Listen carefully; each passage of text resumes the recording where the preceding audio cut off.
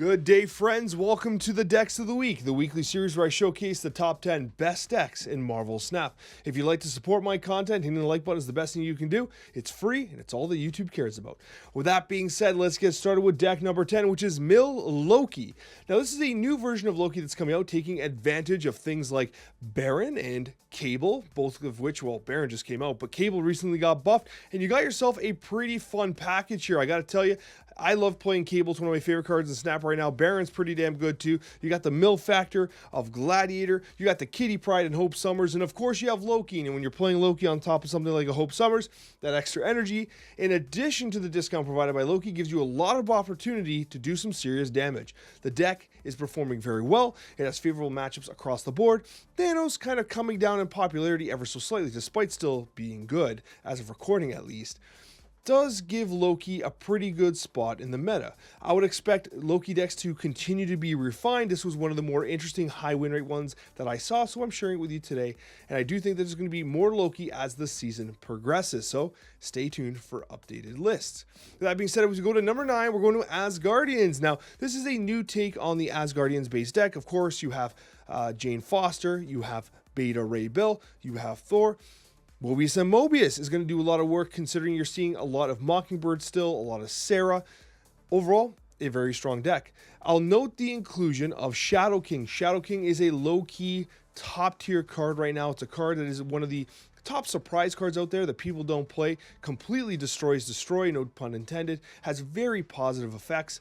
Generally speaking, it is a very good card. You'd love to see Shadow King out there. It's one of those cube stealers that you can rely on, and the Asgardian deck does utilize it. You're going to notice a key thing as well, and this deck has it. Shang-Chi. Shang-Chi is going to be a very consistent card that you can see in a lot of the decks, thanks to the emergence of Red Hulk being a legitimate contender. Anytime you see Zabu, you can expect Shang-Chi to be partnered along with it. No longer is Darkhawk Zabu's best friend, it's definitely Shang-Chi. And you see it here in the Asgardians list coming in at number 9. We go to number 8. This is the straight up highest win rate version of Baron Zemo. Now, Baron Zemo Loki is pretty damn cool, but if you're looking for just some straight up mill and disruption, this is the deck. You got the Yondu, you got the Cable, of course. Now, interestingly enough, this particular deck does not run Gladiator.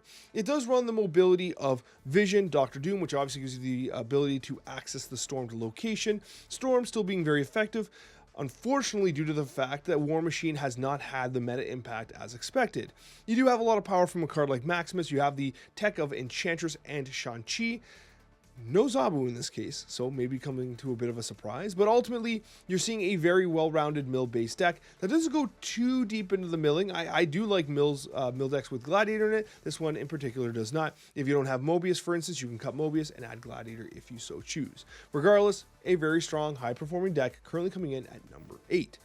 At number 7, we have Sand Evo. This is a very interesting take on the high Evo. Now, I was experimenting myself with like the red and green Evo style decks, but I did not include Sandman. Sandman's an interesting call here because, I mean, if you have a Hulk and you have a Red Hulk and you have a She-Hulk and all these different things, it's kind of hard for them to compete on straight up power.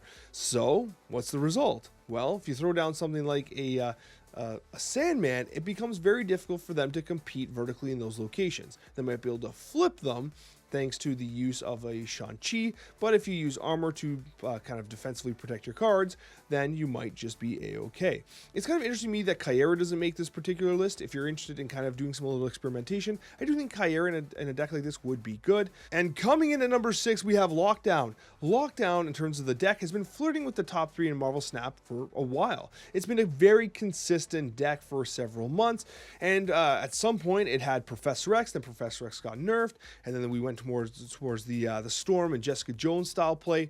Regardless, when you see Medusa, you know that this is the deck that's being played, and Alioth is a core component of that. You have the additional reach of Doctor Doom, and you have the game-winning capabilities of Alioth, the cube-stealing capabilities of Alioth, one might say. So ultimately, a very strong deck. One of the top-performing decks that still uses Miss Marvel, amongst others. So Lockdown continues to be a meta staple, one that you can turn to if you're looking for a good old reliable deck, as there are meta shifts happening, especially with the patch that might be coming out on Tuesday. So Lockdown still a solid choice at number 6.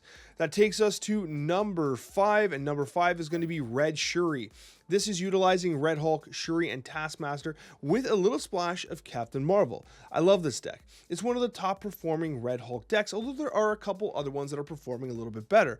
Ultimately, this one here is one that gives you the ability to protect your Shuri'd cards with armor, of course, generate some additional value with something like a Hope Summers, and again, Taskmaster loves hitting that Shuri'd Red Skull or the Shuri'd She-Hulk, which honestly, if you're in a situation where you don't have armor and you know they have Shang-Chi and you're playing into Shuri, you could skip that turn 5 and then you could play She-Hulk and Taskmaster together. I think that Shuri lists need to have She-Hulk right now. Shang-Chi is everywhere, especially because of Red Hulk.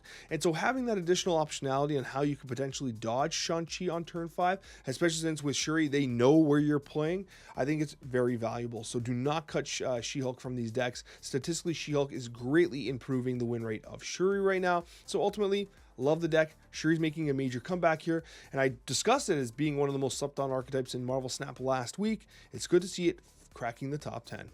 We go to number 4, and it's a good old faithful Destroy. Now, a key change here is that Destroy is now using Shang-Chi. The reason for this is because of Red Hulk. Red Hulk is starting to take over the meta. It has a over 30% meta share, and the result of that is you need a way to deal with it. Traditionally, Destroy has not run Shang-Chi. It has had much more greedier playlines. It wants to do its damn thing. So instead, you cut something like a Hulkbuster in this particular deck, you add Shang-Chi, you punch out the Red Hulk, and when you do so, Null goes up or whatever, right? So a little bit of a different deck. It's less reliant on Deadpool getting massive, and Deadpool is more of a supporting, I mean, it's still one of the best cards in the deck, but is more of a supporting character in this overall more balanced approach to Destroy.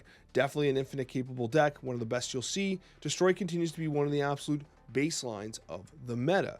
That takes us to number 3. We got Thanos. Now, Thanos has seen a lot of changes here, obviously with it starting in the hand and the change to the way the stones will be interacting with him. It's notable that Thanos has, man, I don't want to say it. I don't actually know what's going to be in the patch on Tuesday, but I almost feel like Thanos might be getting a little more.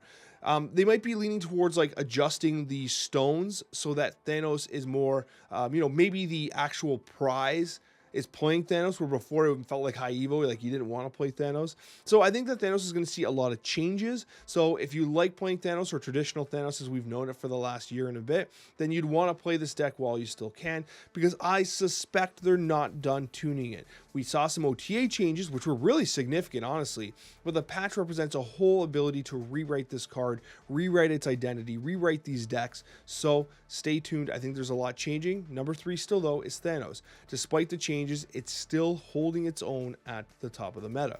We go to number 2, and it's Helicarrier Discard. This has been a very consistent performer despite the nerf to Apocalypse. Helicarrier, although having some negative synergy with something like a Dracula, gives you a lot of options. It also gives you a lot to discard if you hit it with the Sif and then you MODOK with the Morbius on the board. Of course, Collector likes it as well. A really well-rounded deck, despite the nerf to Meek, still a very good card included as well. Ultimately, it comes in at number 2. It's reliable, it's hard-hitting, it can win games, it'll get you to infinite, and that's Heli Discard. And the number 1 deck of the week is the New Groove, and I'm actually super excited to talk about this deck because, well, I'm the one that made it. I featured it in a video yesterday when I was hyped up about Angela. I wanted to make a new deck featuring the newly buffed Angela, Kitty Pryde, Elsa Bloodstone, the amazing Red Hulk, and of course, one of my absolute favorite cards in Marvel Snap that no one's playing right now, Captain Marvel. And if you missed that video, perhaps it was because you're not subscribed. Over half the people that watch this video right now are not subscribed. I would just ask you to consider subscribing. Just consider, so we can stay in touch with the content, because honestly, YouTube's weird, and I would just like for you to see my videos when they are released in the event that they're interesting, which they should be, because I try to make them interesting. But anyways, we have the New Groove here, and I like this deck a lot. And what it does so well is that it kind of mitigates the disadvantage to Red Hulk. You have one massive chunky boy going down a location. What if it gets Shang-Chi'd? Well, that can get covered by Miss Marvel. You can cover it with Vision. You can move Jeff and Nightcrawler. You have all this mobility. Now, it's also worth noting that if you don't have the Red Hulk, Doctor Doom's a great fit in this deck, as is Goliath. If you don't want to play Captain Marvel, put in Hope Summers. Hope Summers is great because when you play onto Hope Summers on turn 5 with something like a Kitty Pryde, it allows you to play both Red Hulk and Kitty Pryde on turn 6, which you can't really do in this current setup. Kitty Pryde's more of an activator and less of a power source in and of its own. So with that being said, do I like this deck? Hell yeah. Is it one of the absolute top performers in the game right now? Hell yeah. That is 67% win rate. I posted on Twitter and I posted in the community section as well. It is crushing right now across all ranks. So if you're looking to get to Infinite, this is one of the ones that you can take. Thank you so much for watching. I really appreciate you guys, and we'll see you in that next Marvel Snap video.